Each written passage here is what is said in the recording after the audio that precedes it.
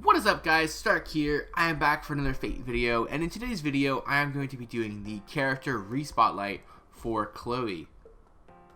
So Chloe, or Kuro, is going to be a 4-star welfare archer whose event has just come out for their rerun in the game as of this recording. It's a pretty cool thing that, Chloe's finally coming back into the game. It's been a few years since she actually made her debut.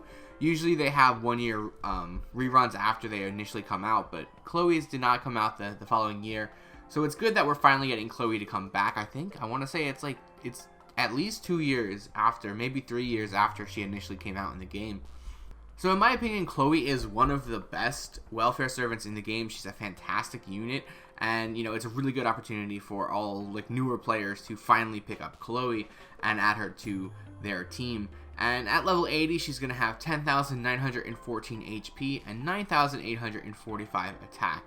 This will rank her 151st overall in HP and 94th overall in attack. Her star absorption is 148 and her star generation is 8%. And then her noble Phantasm generation is 0.38 on her attacks, and it's going to be 3% on defense. So one of the main reasons why I think Chloe is one of the better welfare servants in the game is because she does have a little bit of everything built into her kit. She has a little bit of defense, she has a little bit of crit support, she has a little bit of noble Phantasm support, and then she has a whole lot of offensive support built into her kit. So she really covers a whole lot of different aspects of the game with her overall kit. And her first skill is going to apply evasion to herself for 1 turn, and this will also increase her own critical strength for 3 turns. So this is going to be on a 6-turn charge time at maximum level, and your percentages for the crit strength will go up to 36% for 3 turns at maximum level, which is going to be pretty strong if you're landing those crits. And then you also do get 1 turn of evasion as well, which is going to be very nice. You'll be able to dodge most noble phantasms and burst turns from the enemy team to help keep Chloe alive just a little bit longer. Her second skill will increase all of her cards' effectiveness for 1 turn. This will be a 35% increase for all of her cards across the board for that 1 turn, and this is going to be on a 5-turn charge time. And yeah, this is just a really fantastic skill. Obviously, the fact that it lasts for 1 turn limits you to a turn of bursting with it, but if you do pile up a bunch of stars beforehand and you go ahead and use this skill, you're going to be able to burst and land some really good crits and potentially just refill your noble phantasm gauge right away off of that 1 turn of attacks, meaning you'll be able to spam your noble phantasm back to back, or not back to back, but I guess you'd have to take 1 turn in between. But regardless, it's going to be really easy to do some really good damage, get some stars, or fill your noble phantasm gauge, whichever route you decide to go with this skill active. It's going to be beneficial to you in the long run. And then finally, her third skill is going to increase her own noble phantasm gauge, and this will also increase her own critical star drop rate for 3 turns. So you get a 50% battery at level 10, which is going to be phenomenal, honestly. Anytime you have a NP battery, it's going to just help the character tremendously, and a 50% battery is going to be huge. And then you do have the increase to your star drop rate, which is going to be 100% at level 10. This is also going to be on a 6-turn charge time. But yeah, being able to increase the amount of stars that you get, meanwhile you're going to be able to do extra critical damage with that. And as an archer, she has pretty high absorption to begin with, so you don't really have to worry about that too much. Of course, if you do want to focus on her as crits, then you are going to bring in someone who will be able to increase her absorption rate. But, as it stands right now, she doesn't really need to worry about that too much because she does have a pretty solid amount of absorption as her base stats. There is going to be an interlude upgrade for Chloe's third skill, and this is going to buff it up a little bit. Now, it's going to leave the percentages the same for both of her skills for the first 2 effects, but it's going to add an additional effect, and this will increase the buff success rate for Ilya allies by 30% for 3 turns. So basically, this does exactly what it says it does, and this will buff any Ilya character you have, it'll buff their skill success rates.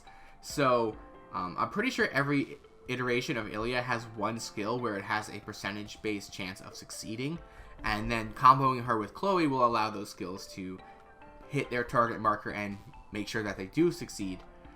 So that's going to be really good there for that. I think it's a little bit ridiculous that Chloe has a skill that's going to benefit Ilya directly. Why didn't they just make Ilya skills work?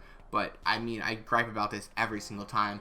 I guess it's one way to tie in Chloe and Ilya to work together in a team.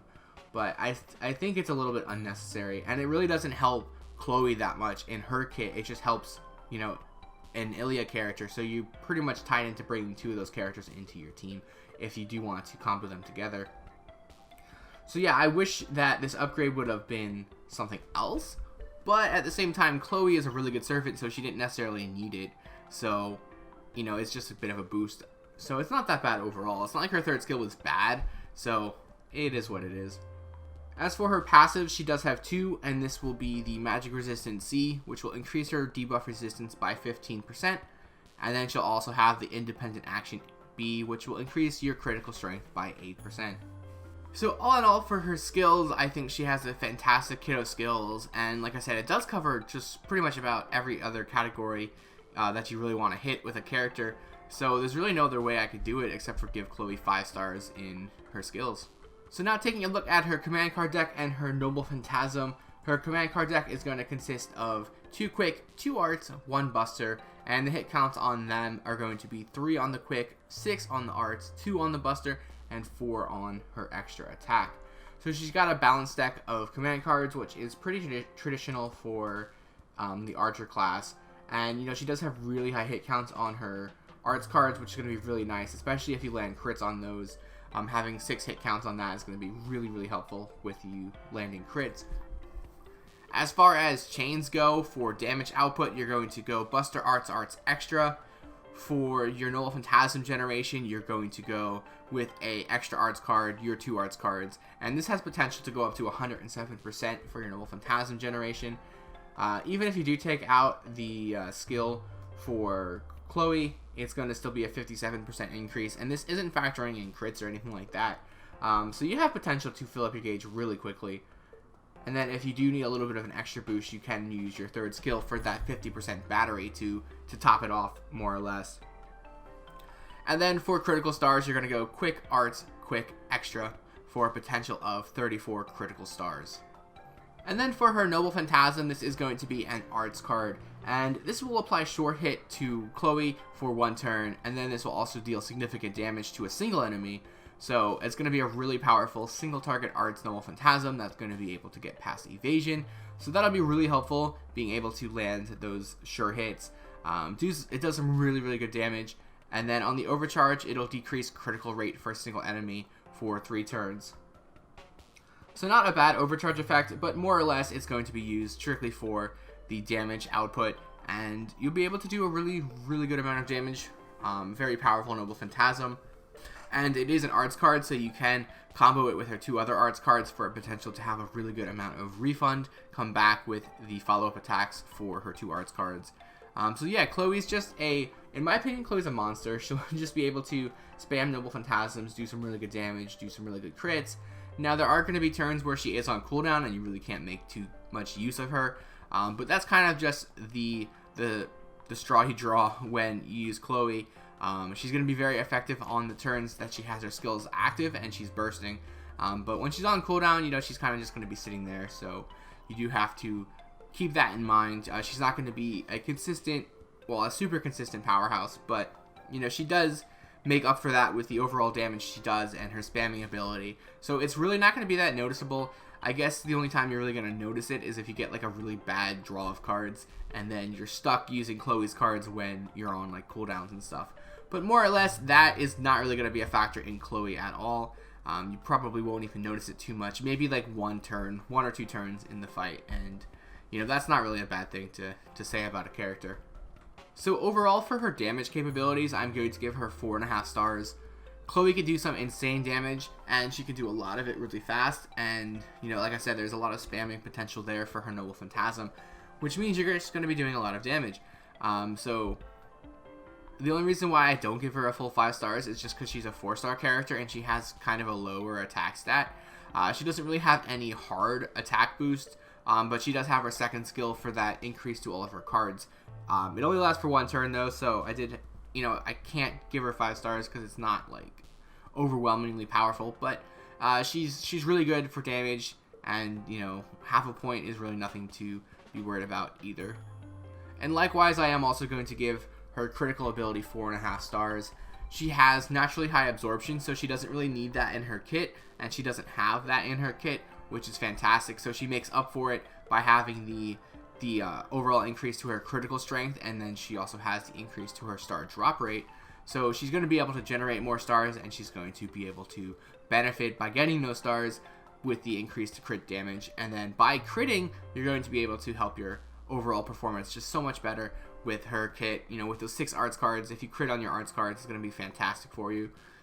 So yeah, you just overall, she's going to benefit really good from crits, and not much else to say there. She's pretty much got all the boxes ticked for crits. I mean, I guess it would have been better to have like some sort of skill built in to increase her absorption rate, but really I don't think it's that necessary.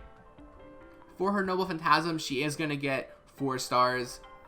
It does a really good amount of damage, and you know, you do have the battery there to recharge it, so overall it's not going to be too hard to fire it off multiple times. The only reason why that it does lose that point is just because of the overall effects of the Noble Phantasm. It's basically just a damaging Noble Phantasm, and at this point in the game, short hit's not always going to be a short hit. There are a lot of bosses that do fire off invincibilities, so maybe in the future, if Chloe gets an upgrade where she'll be able to ignore invincibility, then you know, this will go back up as a really powerful Noble Phantasm. But as it stands right now, short hit just doesn't always mean a short hit anymore in the game, so it does lose a little bit of a point there. And the overcharge effect, while it's okay, it's not going to be anything fantastic. So yeah, just a small hit there, but overall it's going to be a very powerful Noble Phantasm that is easily spammable, and she's able to charge it fairly quickly, especially with her MP battery. So overall, not a bad Noble Phantasm in my opinion at all. For her survivability, she is going to get 3 stars. She does have that 1 turn of hard evasion, which will be really nice to dodge like a Noble Phantasm or something like that. But outside of that, she doesn't have any defense at all, and she does have some pretty low HP to begin with. So she's going to be a little bit easy to kill, which is unfortunate, but I guess Chloe can't do everything. As a 4-star welfare servant, she does have to have some sort of flaw in her character. So unfortunately, that is just one of those flaws that she's going to have to deal with. But there are plenty of characters in the game that you can bring in for defensive support. So once again, not going to be the end of the world for Chloe. And then for support, she is going to get 3 stars. Her kit doesn't really offer any sort of support outside of the support to Ilya allies, so I really can't give her any sort of benefit there from that. I did boost her up by half a point just because she does benefit Ilya allies, and she does have a reduction to critical rate for the enemy. But, you know, you're not bringing Chloe in for support, you're bringing her in to do damage and kill the enemies. So, it is what it is, but 3 stars for support. And that will give her overall ranking a 4 out of 5. I do think she's a fantastic character, and she is one of the most used welfare servants, at least in my opinion, for me personally. I probably use her more than any other welfare servant. Maybe Shiki I've used more, but it's one of those two. Chloe is a character I always keep coming back to, even now. Even like years after she's come out in the game, I still go back to her. There are plenty of event characters that I just don't even use anymore in the game. Either they're outclassed or I have better 5-star characters. But Chloe is still a character that I typically use, and that's just a testament to show how good of a character that she is. So that is going to be the end of this spotlight. As far as availability goes, since Chloe is a welfare servant, you'll have to get her during her event. And as of this recording, this is going to be her rerun, so unless you get her this time, Chloe's probably not going to come back again. If she does come back, it'll probably be in like the rare Mana Prism thing that Japan has started doing. But as far as I'm aware, she hasn't come back a 3rd time on Japan, so don't count on it again for NA, so we'll have to make sure that you get her this time that she comes out. But that is going to be the end of this character spotlight. I hope you did enjoy the video, and if you did, feel free to like, comment, and subscribe. And as always, I do have the links below to my Twitter, Twitch, Patreon, and Discord, so feel free to check those out, and I'll see you guys next time.